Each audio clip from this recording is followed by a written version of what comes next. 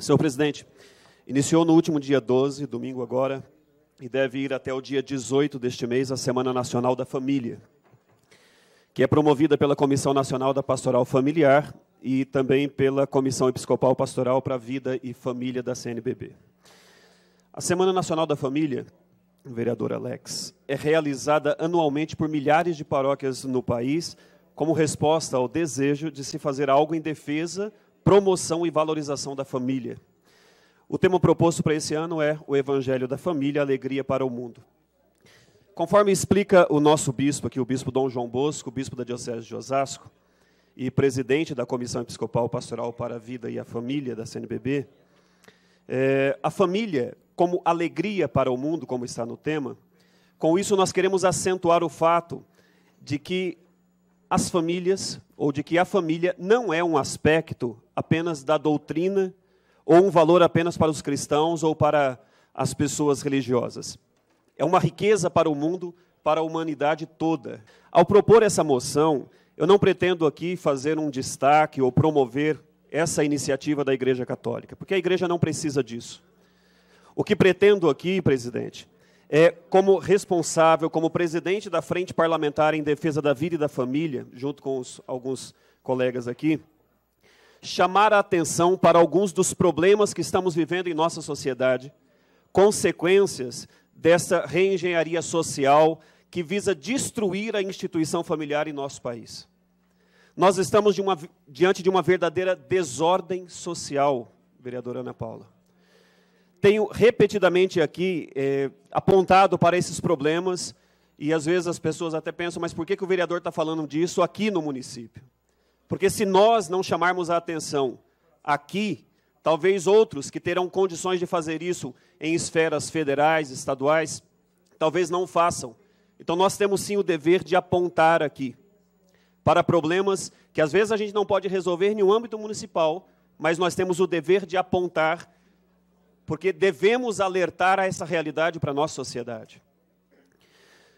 Ficar tratando com analgésico, desculpa essa analogia, mas é necessário, mas ficar tratando com analgésico um paciente com câncer é uma irracionalidade.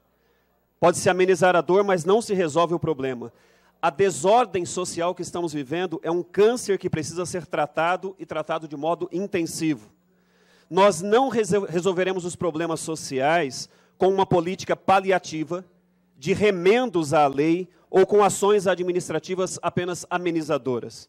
Nós precisamos descer à raiz do problema social se queremos, de fato, uma solução para a nossa sociedade. Por exemplo, os últimos dados anunciados pela ONG Fórum Brasileiro de Segurança Pública revelaram que em 2017 foram registrados quase 64 mil homicídios, 175 pessoas assassinadas por dia em nosso país, um recorde, um triste e infeliz recorde, sendo que 4.539 vítimas eram mulheres.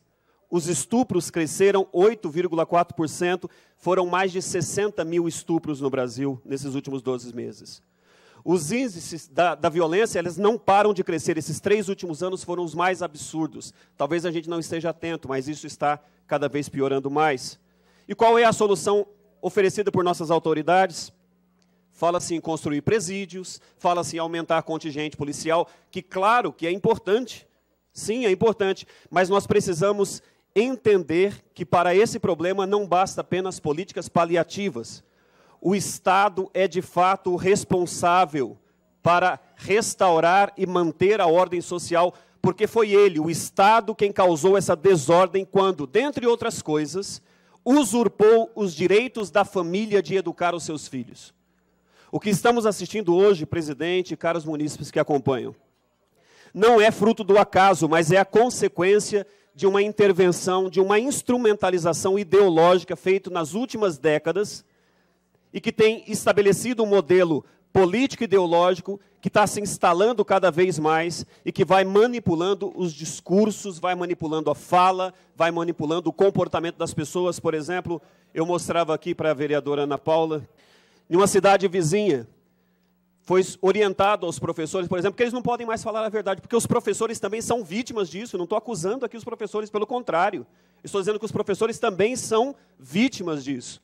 E acabam tendo que se comportar para a sua defesa, não podendo falar a verdade para o aluno, porque o aluno foi retirado, a família acaba não educando, porque as famílias hoje também estão desestruturadas, vai para a escola, os professores não conseguem falar a verdade, e agora, numa cidade vizinha aqui, disseram que tem que responder assim um relatório a respeito do aluno.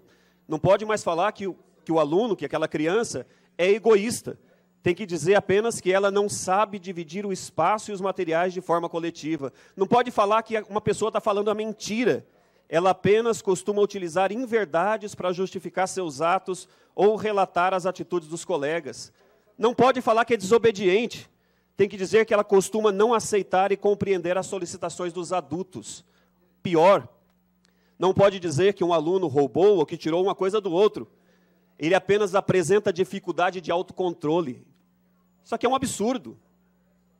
É como dizer para uma pessoa que está sendo assaltada na rua ou que está roubando e ele não pode ser acusado mais de ladrão. Precisa dizer para ele, olha, você apenas não consegue ter autocontrole, por isso que você faz isso. Começa com esses discursos e o resultado é isso que está na sociedade. A família existe para educar os filhos e formá-los para o convívio social a partir de princípios éticos e valores humanos. No entanto, o que estamos assistindo é essa intervenção, essa doutrinação ideológica, da qual o Estado tira cada vez mais cedo os filhos da convivência familiar, não para formá-los, mas para deformá-los através desse péssimo e absurdo modelo educacional instituído em nosso país, e vai piorar com essa base nacional comum curricular que está estabelecida, como ela está estabelecida. Nós não queremos uma pátria educadora, o que nós queremos são os pais educando os seus filhos. O que nós queremos é o governo investindo em programas que ajudem a família a assumir o seu papel fundamental na sociedade. Nós queremos que as famílias continuem tendo a liberdade de ensinar os seus costumes e tradições aos seus filhos sem o patrulhamento do Estado.